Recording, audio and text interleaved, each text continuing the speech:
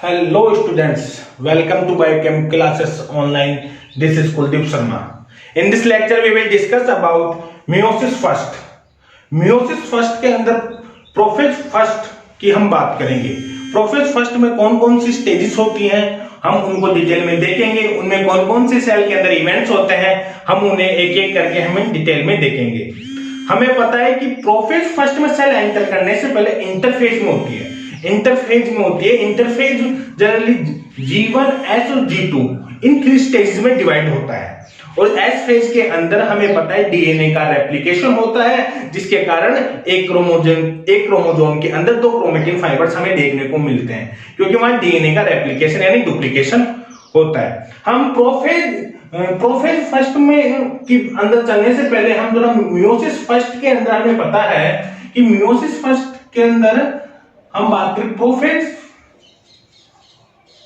First पहली stage होती है. प्रोफेज फर्स्ट के बाद में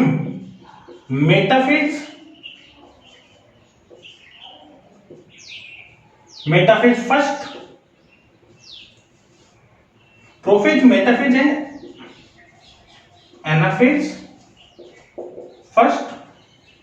fourth one is that prophase metaphase anaphase and last and telophase first. In 4 stages में डिवाइड होती है meiosis first. Meiosis first in 4 stages में डिवाइड होती है. Prophase first, metaphase first, anaphase first and telophase first. तो हम के भी लेक्चर के अंदर प्रोफेज फर्स्ट की बात करेंगे. प्रोफेज फर्स्ट के अंदर कौन कौन सी सब स्टेजेस होती हैं, उन सब स्टेजेस में कौन कौन से इवेंट्स होते हैं और उन इवेंट्स के अंदर क्या क्या प्रोसेस हमें देखने को मिलती है, किस प्रकार क्रोमोसोम के अंदर क्या क्या वेरिएशन होते हैं, हम उसकी बात करेंगे. मियोसिस फर्स्ट के अंदर 4 स्टेजेस होती हैं. Prophase first, metaphase first, anaphase first and telophase first. अब हम प्रोफेज फर्स्ट की बात करते हैं. प्रोफेज फर्स्ट के अंदर 5 सब स्टेजेस होती हैं. प्रोफेज फर्स्ट के अंदर 5 सब स्टेजेस होती हैं. 5 सब स्टेजेस हमें देखने को मिलती है. प्रोफेज फर्स्ट के अंदर 5 सब स्टेजेस हैं. उनका नाम इस प्रकार है. फर्स्ट सब स्टेज का नाम है लैक्टोटीन.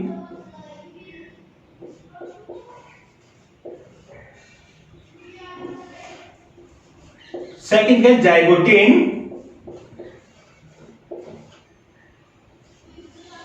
थर्ड है पैकाइटीन.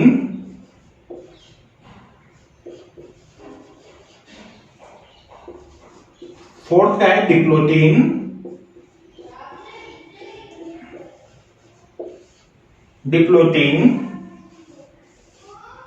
और डिप्लोटीन के बाद में आता है डाइकाइनेसिस.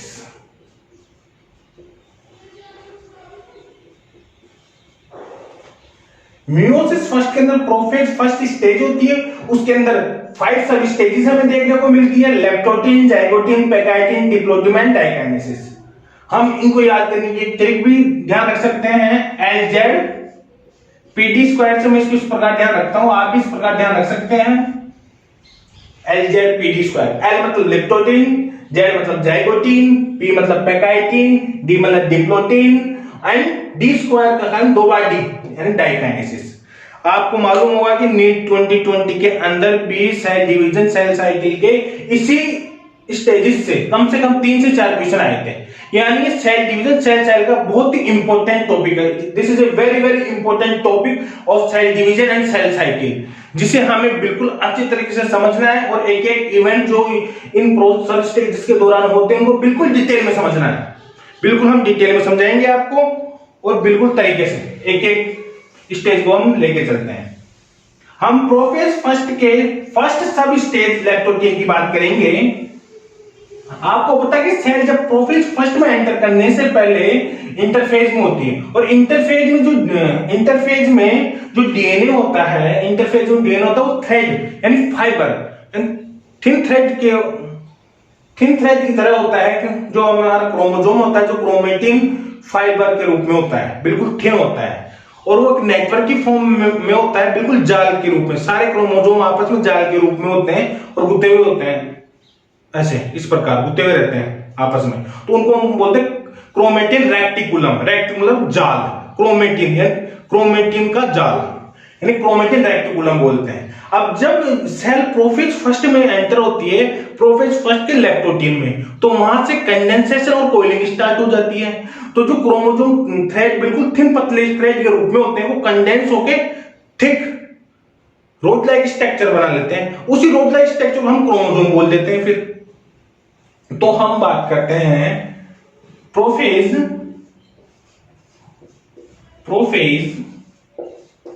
फर्स्ट के फर्स्ट सब स्टेज लैक्टोटीन की। हम प्रोफेज फर्स्ट के फर्स्ट सब स्टेज लैक्टोटीन की बात करेंगे। एक बार मैं देख लेता हूं, आपको बिल्कुल साफ दिख रहा है नहीं दिख रहा? आपको क्लियर दिख रहा है?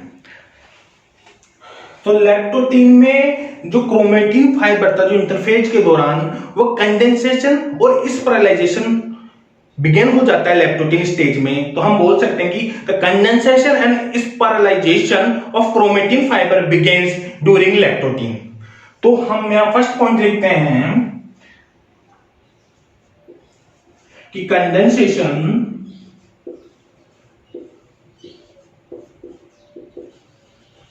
and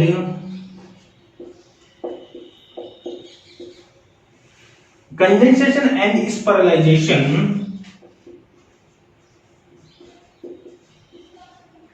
of chromatin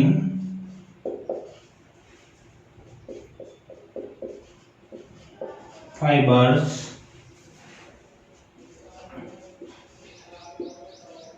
begins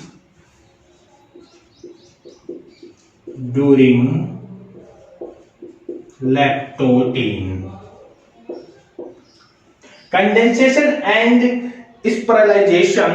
spiralization of chromatin fiber began during lactoteen. And second point, the chromatin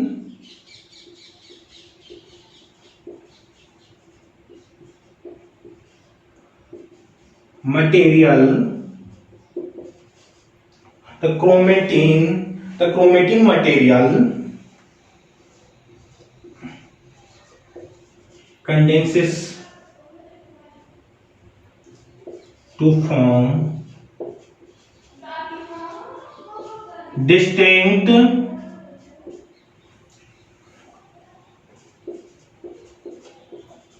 chromosomes. आपको मैंने बताया था कि कंडेंस होने के बाद थिक पार्ट को हम क्रोमोसोम बोलते हैं। क्रोमेटिन, जो क्रोमेटिन मटेरियल है वो कंडेंस होकर chromosome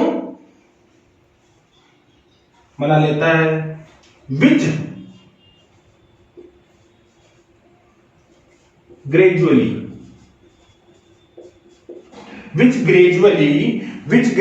becomes visible under the light microscope। जब हम सेल को लाइट माइक्रोस्कोप में देखेंगे तो हमें क्रोमेटिन मटेरियल यानी क्रोमोसोम हमें वहां दिखने लग जाएंगे। which gradually becomes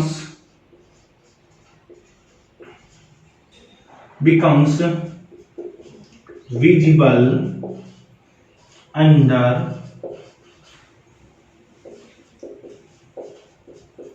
light microscope. तो पहला पॉइंट क्या है कि condensation and spiralisation of chromatin fibre begins during leptotene. और जो क्रोमेटिन फाइबर कंडेंस होने के बाद उन्हें क्रोमोसोम बोल देंगे, वो ग्रेजुअल धीरे धीरे लैक्टोटीन स्टेज के दौरान हमें लाइट माइक्रोस्कोप यानी नॉर्मल माइक्रोस्कोप में हमें देखने को मिलते हैं। Second one, another point is that, third point, the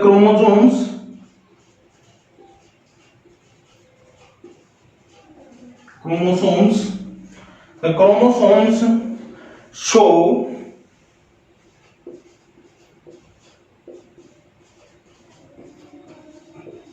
paranemic coiling during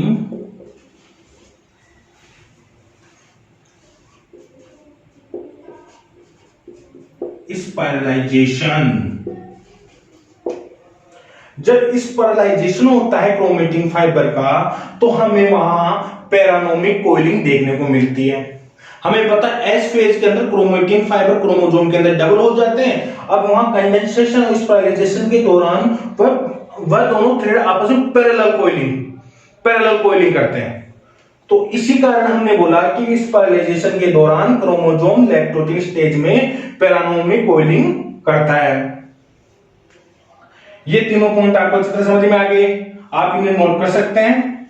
फिर मैं इनको रब कर देता हूं, कर लीजिए नोट, कर लिया, चलो रब कर देते हैं।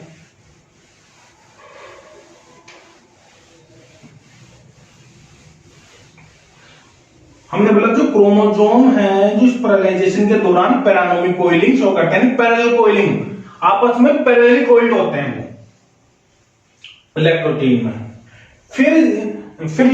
फिर हम बात करते हैं नेक्स्ट पॉइंट की कि जब लैक्टोटीन स्टेज में जब क्रोमोसोम कंडेंस होता है तो कई पॉइंट्स पे थोड़ा हाईली कंडेंस हो जाता है। जैसे क्रोमेटिन फाइबर है, ये कई पॉइंट्स पे हाईली कंडेंस हो जाता है,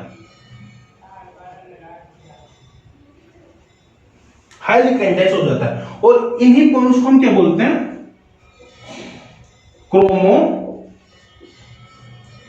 क्रोमोमियर्स।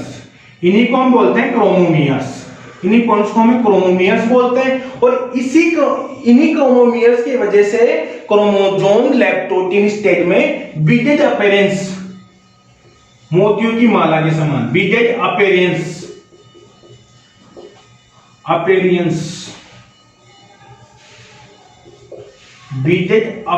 शो करते हैं। आई बात समझ में? बीटेड अपीयरेंस शो करते हैं।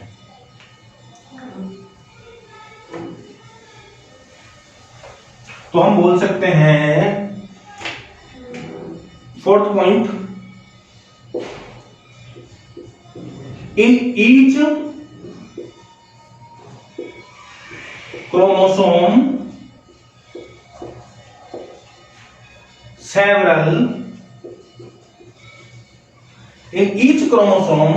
several chromomeres, several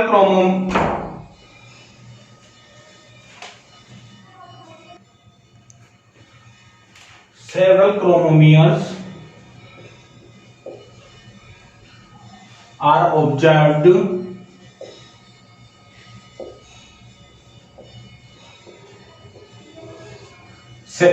in each chromosome. Several chromomeres are observed which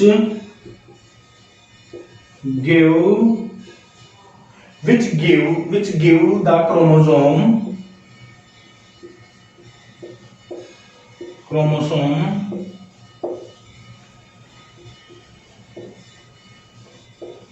beaded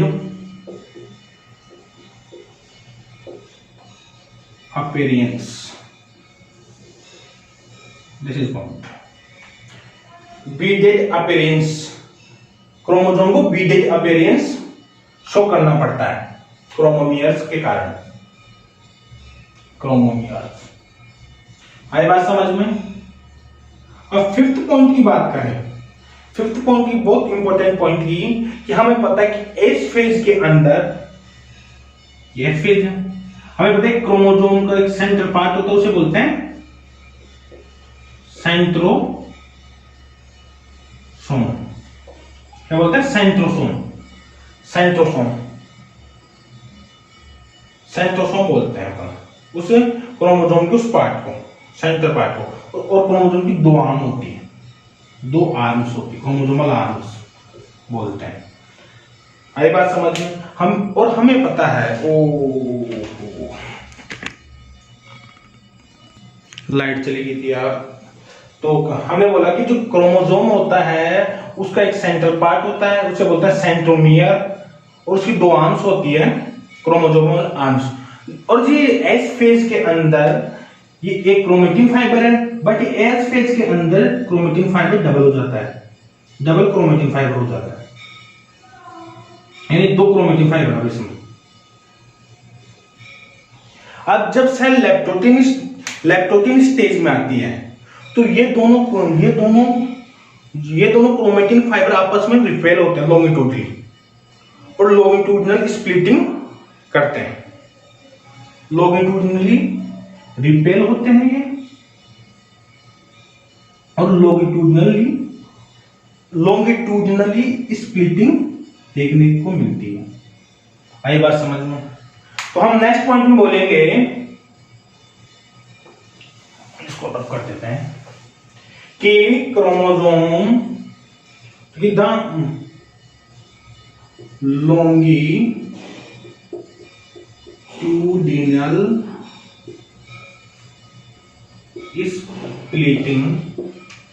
longitudinal splitting, longitudinal splitting take place in this stage। तो बोलेंगे longitudinal splitting of chromosome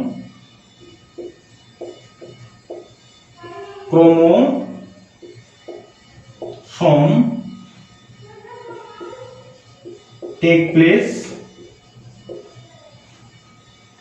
but except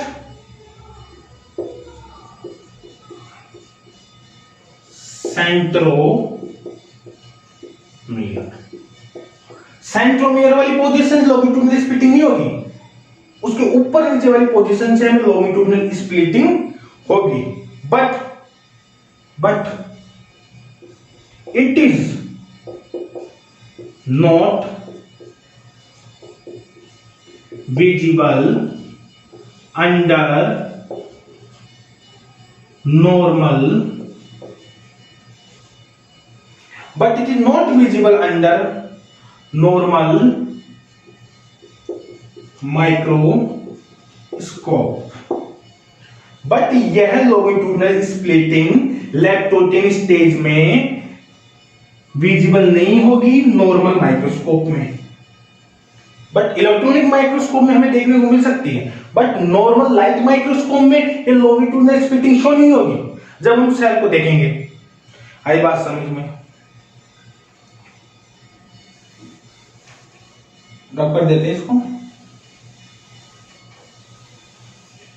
अब हमें पता है कि लैक्टोटिन स्टेज से पहले इंटरफेज था, इंटरफेज में क्रोमोसोम बिल्कुल थिन होते थे और लॉन्गेस्ट फॉर्म में होते थे। अब जब से लैक्टोटिन स्टेज में आएगी तो कंडेंसेशन स्टार्ट होगा, तो यानी सबसे लॉन्गेस्ट और कंडेंसेशन आगे चलता रहेगा, तो यानी हम बोल सकते हैं कि लैक्टोटिन स्टेज में सबसे लॉन्गेस्ट क्रोमोसोम देखने को मिलेंगे और थिनेस्ट क्रोमोसोम देखने को मिलेंगे। इसी की वजह से हम इनको थिन थ्रेड स्टेज भी बोलते हैं, लैक्टोटिन स्टेज को। तो हम लैक्टोटिन स्टेज को इसी वजह से थिन थ्रेड स्टेज भी बोलते हैं। थिन थ्रेड स्टेज क्यों? क्योंकि यहां क्रोमोसोम्स longest and thinnest देखने को मिलेंगे, क्रोमोसोम लॉन्गेस्ट और थिनेस्ट होंगे इस स्टेज के अंदर। अब हम बात करें लास्ट पॉइंट की, कि जो क्रोमोसोम का टर्मिनल पार्ट होता है उसे हम क्रोमोसोम का जो टर्मिनल पार्ट होता है उसको बोलते हैं हम टीलोमियर। टीलोमियर क्या करता है कि न्यूक्लियर, उसके अंदर न्यूक्लियर एनवेलप होता है, तो टीलोमियर लैक्टोटिन स्टेज में न्यूक्लियर एनवेलप से अटैच हो जाता है। उसकी वजह से सारे क्रोमोसोम एक बकेट अरेंजमेंट की तरह दिखते हैं, यानी बकेट अरेंजमेंट शो करते हैं लैक्टोटिन स्टेज में। तो हम बोल सकते हैं लास्ट पॉइंट 6 पॉइंट होगा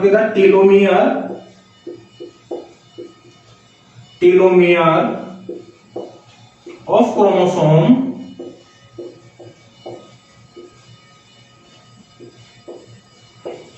the telomere of chromosomes are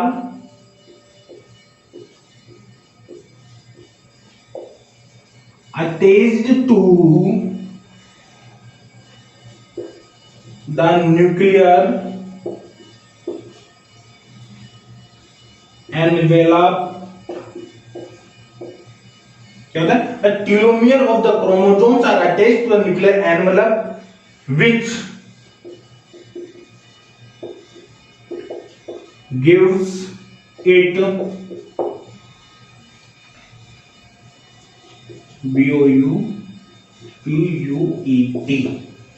bucket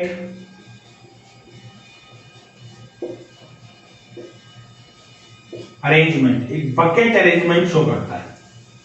आई बात समझ में? बकेट अरेंजमेंट शो करता है लैक्टोजेन स्टेज में। तो हमने लैक्टोजेन स्टेज में क्या पॉइंट देखा कि कंडेंसेशन स्पेशलाइजेशन स्टार्ट होता है।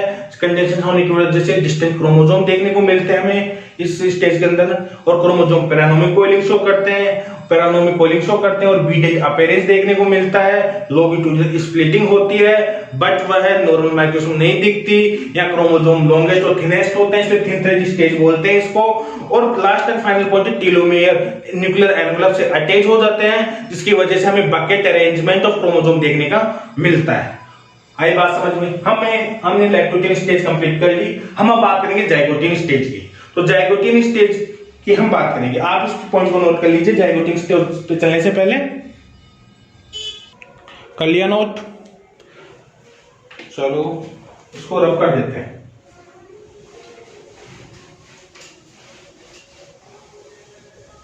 चलो हमने लैक्टोजेन स्टेज को देख लिया। अब मैं ये सोच रहा हूं कि हम नेक्स्ट लेक्चर के अंदर देखते हैं जाइगोटिन स्टेज को, और फिर हम पेकाइटिन, डाइकाइनेसिस और डिप्लोटिन स्टेज को भी हम देखेंगे। तो हम नेक्स्ट लेक्चर में बात करेंगे जाइगोटिन की। तब तक आप लैक्टोजेन स्टेज को एक बार ढंग से रिवाइज कर लीजिए, नोट लिख के आराम से देख लीजिए, और हम आगे बात करेंगे जाइगोटिन, पेकाइटिन, डिप्लोटिन और डाइकाइनेसिस। तो thank you students, have a nice day. Okay.